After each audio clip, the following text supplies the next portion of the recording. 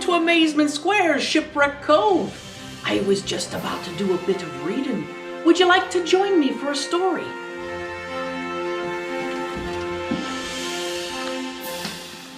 Come on in. Have a seat. We're about to read. I'm here to read you a story. Would you like to listen for a little bit?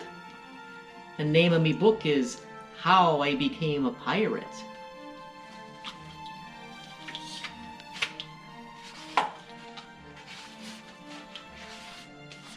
Pirates have green teeth, when they have any teeth at all. I know about pirates because one day when I was at the beach building a sandcastle and minding my own business, a pirate ship sailed into view. I knew what it was because it had a flag with a skull and crossbones on it, and because I could hear the pirates singing, "Hey ho, blow the man down!"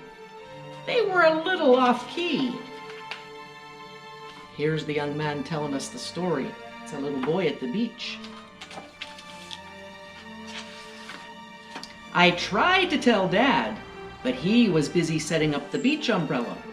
I tried to tell Mom, but she was busy slathering my baby sister with sunblock. So I went back to my sandcastle, but I kept an eye on the pirates.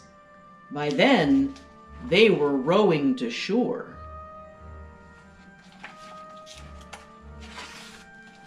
When they landed, the head pirate climbed out of the boat and yelled, "Ahoy there, matey! Be this the Spanish Main?" "No," I said. "This is North Beach." "Shiver me timbers," the pirate said. "We must have taken a wrong turn at Bora Bora."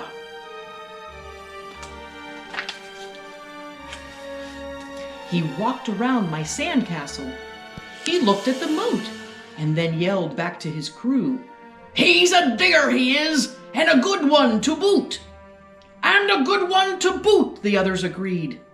"What be your name, matey?" the head pirate asked. "Jeremy Jacobs, sir," I told him.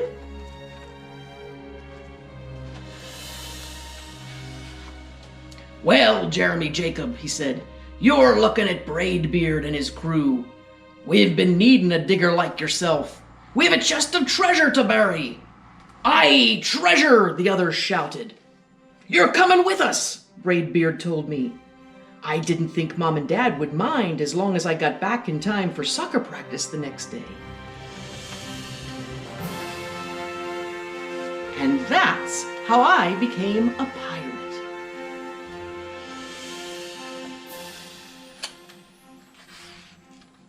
As soon as we were on board, Braidbeard showed me the chest of gold and jewels. "Got to find a safe place for this here treasure. It's high time we were off," he announced. "We're off," they all said, and then we set sail. There was plenty to do on board. The pirates taught me to sing sea chanties, the louder the better, and to say real pirate stuff like landlubber and scurvy dog. By dinner time, I could speak pirate perfectly. I also learned pirate manners. Braidbeard pounded his fist on the table and yelled, "Down the hatch, me laddies!" "Down the hatch!" we all shouted. Braidbeard gulped his food and said, "Hand over the meat! The meat!" We all roared. Nobody told us to finish our spinach, and there wasn't any, or to chew up our carrots. They weren't allowed on board. We talked with our mouths full, and nobody said please or thank you. Oh, even the cat is being a pirate here.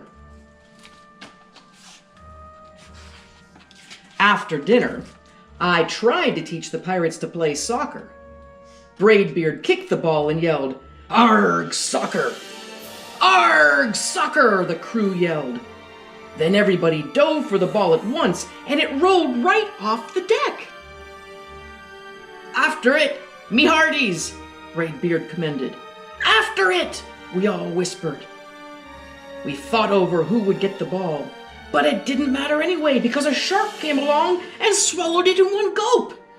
So much for soccer. By now it was past my bedtime, but nobody tells pirates to go to bed, to take a bath, or to brush their teeth. Maybe that's why their teeth are green. Pirates sleep with one eye open, just in case. And they don't change into pajamas, unless they want to. Pirates don't do anything they don't want to, except for maybe swabbing the decks. I wanted to be a pirate forever.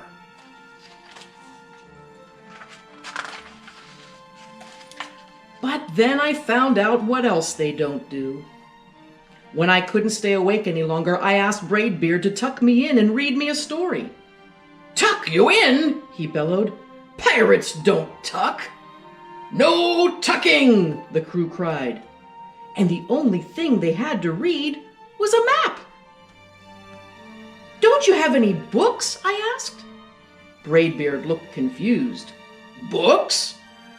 I didn't even bother to ask about a good night kiss.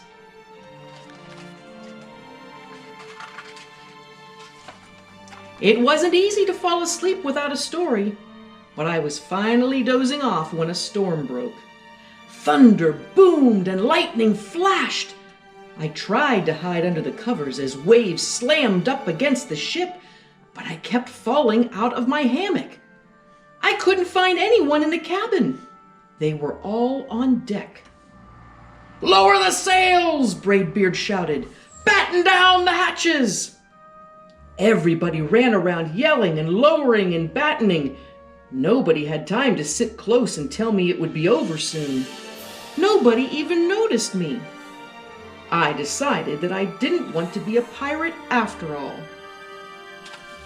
Can you see right here? Doesn't look like much fun.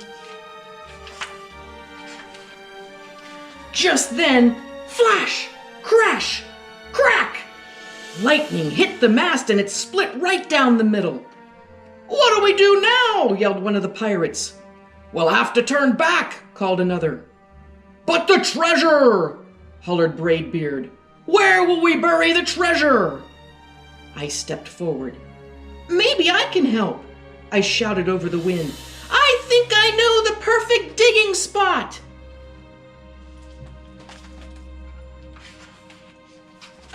When the storm was over, we rowed back to shore and buried the chest. We drew a map so we could find the treasure again, but I don't think I'll need it. Can you see the map? Right here.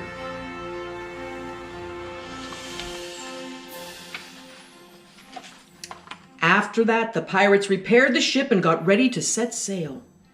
Before they left, Braidbeard handed me a flag and said, "You make a fine pirate, Jeremy Jacob. Guard that treasure well. We'll be back to get it soon enough." "Soon enough," the crew repeated. "And if you ever need us," Braidbeard added, "just run the Jolly Roger up the yonder pole." "Up yonder pole," the others shouted. "And maybe I will, but not today."